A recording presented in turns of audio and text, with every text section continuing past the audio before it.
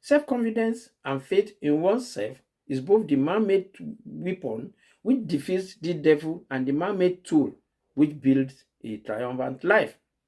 Not only that, it is also a link to the irresistible forces of the universe which stand behind a man who does not believe in failure and defeat and look at it as something temporary experiences. Welcome to Success Digest, where we analyze and discuss those ingredients that are the prerequisites for the attainment of financial independence and for you to have a life of abundance. My name is Kyle Rayton, the publisher of Success Digest video series and its journals, and the CEO, Kenneth Consult Limited, a financial service firm that is based in London. I'm discussing with you today on the topic, You Who Failed to Think. He who failed to think. To think is to have a particular opinion, a particular belief or idea about someone or something.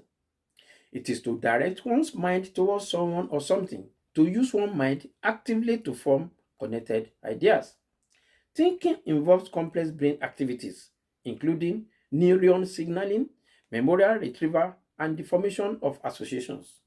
It is a process of information processing and interpretation, heavily influenced by sensory input, past experiences, and the brain's ability to make connection between different pieces of information.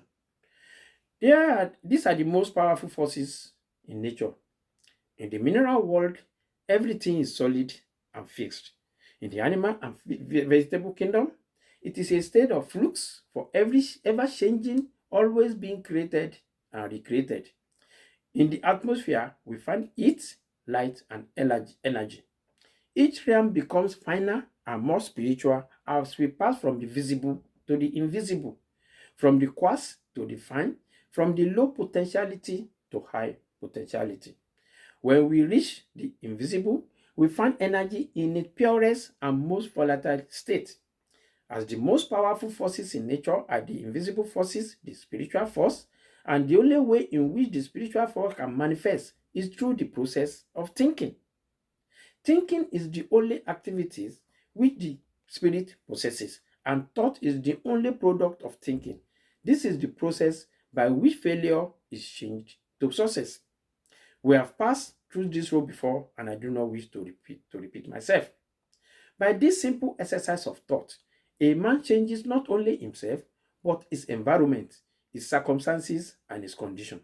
You can now see what can happen to he who failed to think. He who thinks has an inconceivable advantage over the multitude who failed to think.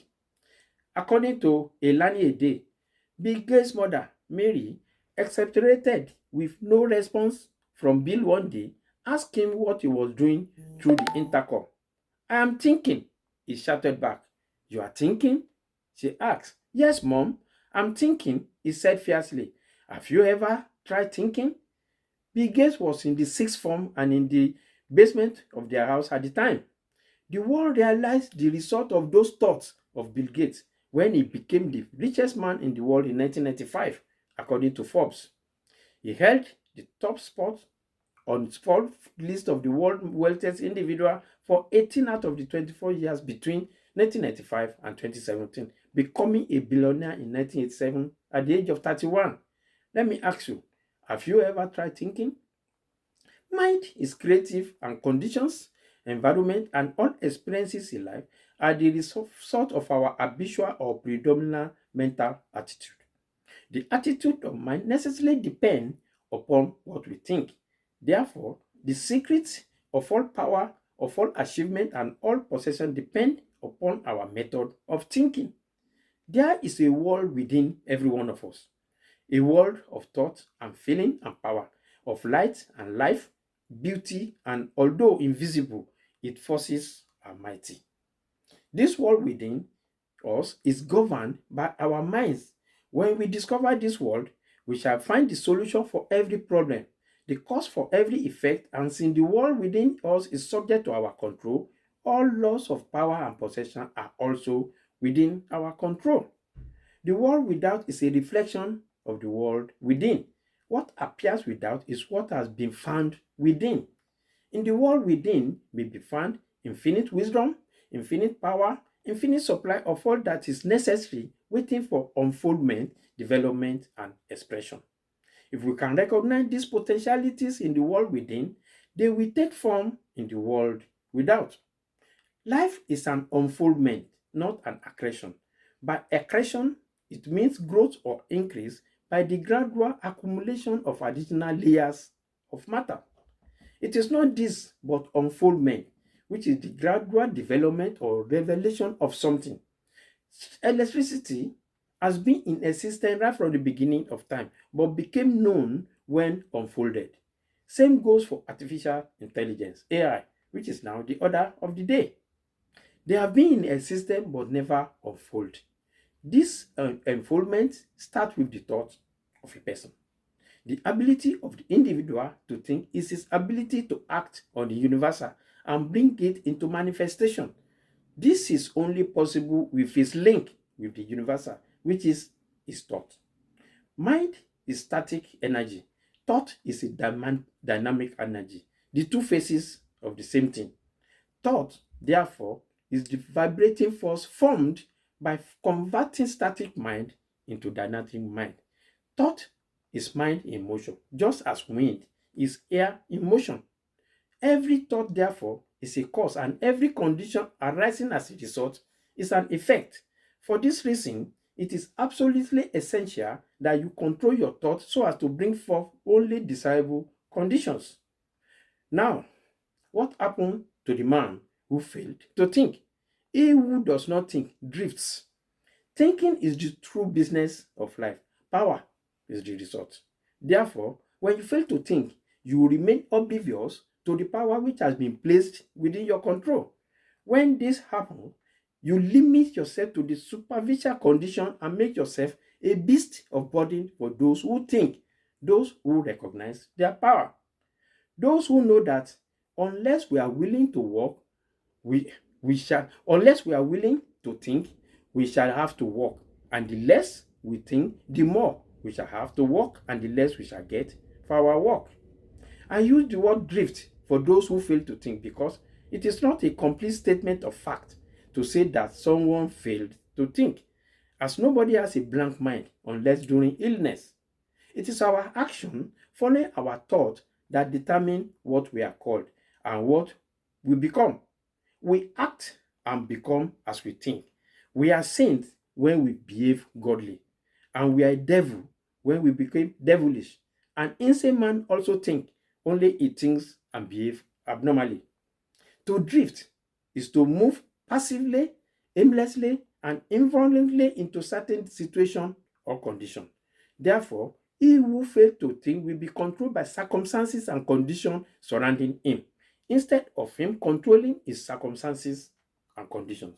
When you allow the seed of negative thought to be sown into your mind, you are sure to harvest fear and ignorance, cultivating the habit of failure, absolute ignominious failure. When you are ignorant, you confine yourself into a self-made prison orchestrated by fear, and only the truth can set you free. People who think for themselves, they never drift, while those who do little or no thinking for themselves, they are drifters. A drifter is one who allows himself to be influenced and controlled by circumstances outside his own mind.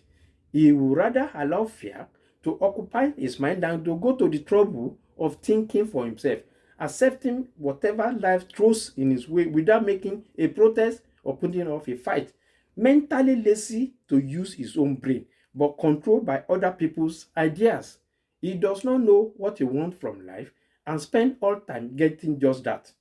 A drifter has lots of opinion, but not his own, but supplied by outside influences. Please listen to this. A man has two sons who are twins. The first that came out of their mother's womb, called Taye, was a hunter, always in the bush, hunting animals, notwithstanding the fact that his father was very rich in cattle. The second son, called Kendi, stayed at home with their mother, who did everything for him, including thinking for him.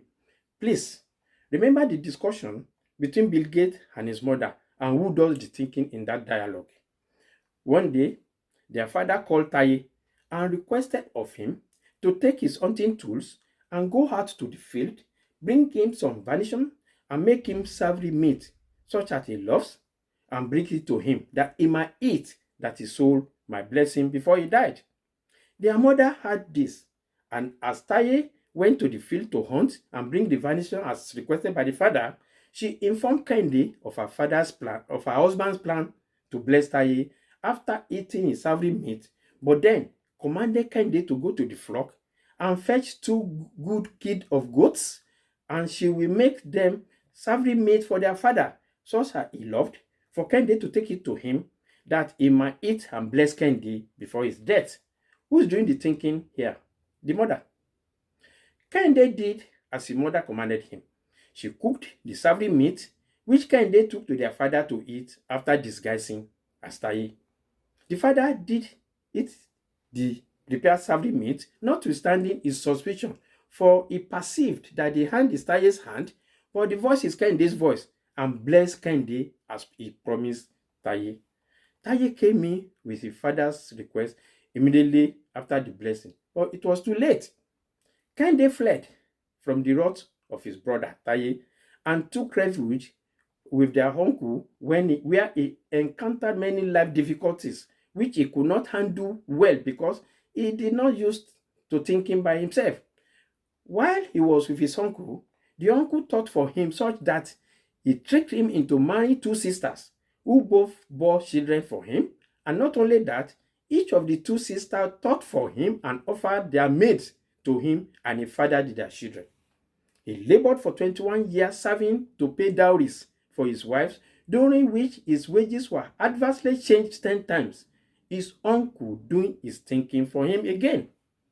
But for divine intervention, he would have returned back home a failure. Why?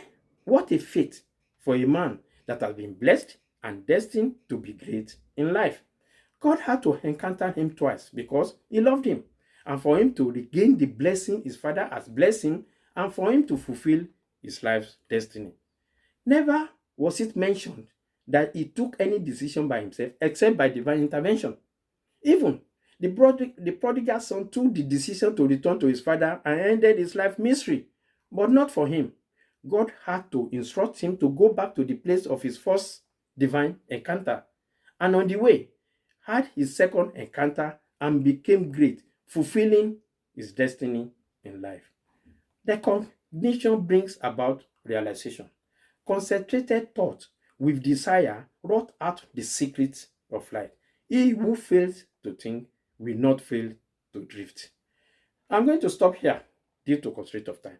If you want a one-to-one discussion on this topic or any of my previous videos, please feel free to contact us at Kenneth Consult Limited, and allow us to discuss with you more enlightenments and ingredients needed for becoming financially independent.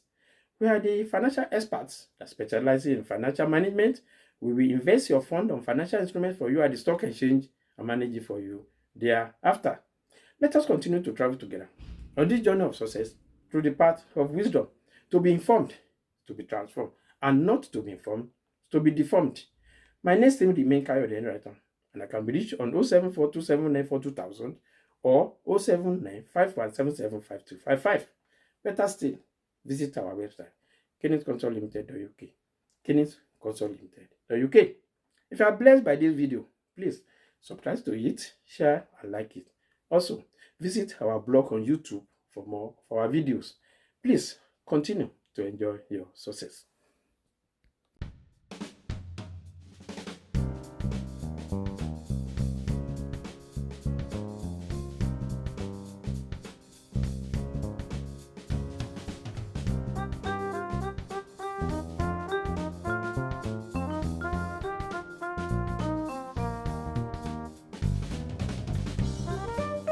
Welcome to Success Digest, where you obtain ingredients for your financial abundance and financial wellness and be fully financially independent. Let us travel together on this our journey of success through the path of wisdom. To be informed is to be transformed. Not to be informed is to be deformed. Success Digest leads you to financial independence.